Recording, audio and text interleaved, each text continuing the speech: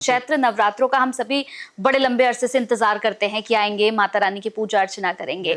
मैं सबसे पहले ये पूछना चाहती हूँ कि चैत्र नवरात्रों का इस बार हमारे जीवन में 2025 में क्या प्रभाव पड़ रहा है? देखिए, पहले आपके क्वेश्चन को थोड़ा सही कर देती हूँ। चैत्र नवरात्रों का इस बार हमारे जीवन में क्या प्रभाव पड़ रहा है, इसे हटा दीजिए। चैत्र नवरात्रों का हमेशा हमारे जीवन में प्रभाव पड़ता है। रीजन ये है कि जब भी चैत्र नवरात्रे आते हैं, हिंदू सनातन धर्म का नया साल शुरू होता है। जो हम बोलते हैं ना, happy new year, happy new year, happy new year, वो हम अंग्रेजों का बोलते हैं। 2025 अभी तक अंग्रेज जो है 2025 में जी रहे हैं और हम इस बार विक्रम संवत 2082 में जा रहे हैं, यानी इंग्लिश में 2082 और 2025। फर्क देखिए आप कितना है, हम उनसे कितना आगे हैं। तो चैत्र मास में हिंदुओं का, सनातनियों का नववर्ष शुरू होता है। तो आप सभी को नववर्ष की हार्दिक शुभकामनाएं। हमेशा खास होते हैं और इस बार तो इसलिए खास है कि ओए होए, इस बार नवरात्रों में माता रानी जो आ रही हैं वो हाथी पे सवारी कर कर आ रही हैं। और जब माँ हाथी पे सवारी कर कर आती है तो ओए फिर तो बहुत ही धन की प्राप्ति होती है, वैभव लक्ष्मी का रूप होती हैं और सकल कार्य सिद्ध होते हैं। मैम, आपने जैसे बताया माता के बारे में कि वो हाथी की सवारी, हाथी पर इस बार वो आ रही हैं और बहुत कुछ खास हमें जानना भी है, क्योंकि नवरात्र को लेकर भी बहुत ज्यादा लोगों के अंदर ये रहता है कि उपाय होंगे जिससे हम करोड़पति बन जाएं या परेशानियां दूर हो जाएं, बहुत सारी चीजें हैं। तो नवरात्र से जुड़ा एक और सवाल मेरा आपसे है कि नवरात्र जो ये चैत्र नवरात्र अब शुरू होने वाले, इसमें कौन कौन से ऐसे ग्रह हैं जो सक्रिय होने वाले हैं, जिससे हमारे जीवन में किस तरह का असर देखने को हमें मिल सकता है? बहुत अच्छा आमिर आपने सवाल पूछा। सबसे पहले बेटा मैं आपको ये बात बताऊंगी कि 30 मार्च विक्रम संवत 2082 और पहला नवरात्र है, लेकिन उससे ठीक एक दिन पहले 29 मार्च को 2025 में शनि अपना राशि परिवर्तन कर रहा है।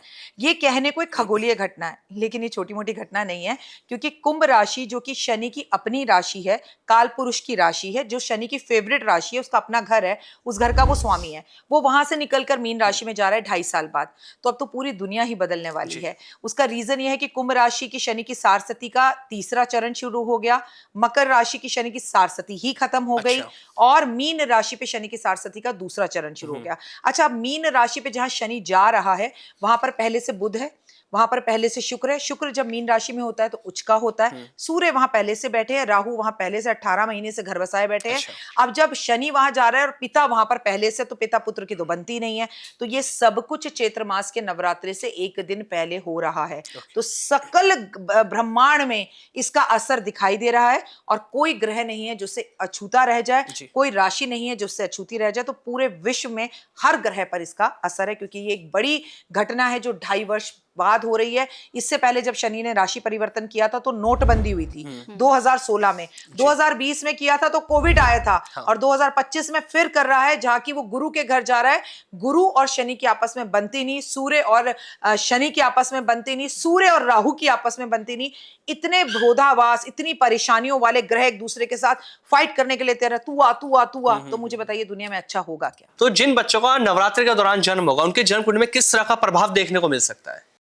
अब मान लीजिए जिन बच्चों का 9 दिन के अंदर इनके अंदर जन्म होता है, पहली बात तो सब मीन राशि हो गए जी, ठीक है, शनि सारी युक्तियां हो गई। तो ऐसा बच्चा क्रोधी होगा, होते ही बीमार होगा, उसके हेल्थ इश्यूज में होंगे, वो अपनी माँ पर भारी होगा। अब इस कंडीशन में देखना होगा कि चंद्रमा जो है 2.25 दिन में अपना रास्ता बदलता है। तो वो चंद्रमा कहाँ है, उसकी स्थितियां कहाँ है। लेकिन नो डाउट कि ऐसा बच्चा जिसके सारे ग्रह 12वें घर में बैठे हैं, एटलीस्ट 5 ग्रह जिसमें शुक्र मेन है, तो ऐसा बच्चा तो विदेश में पैदा होता है या पढ़ने के लिए फिर विदेश जाता है, और उसका थोड़ा सा क्रूर स्वभाव होगा। और ये तो निश्चित है कि उसकी जिंदगी भर पिता से नहीं बनेगी।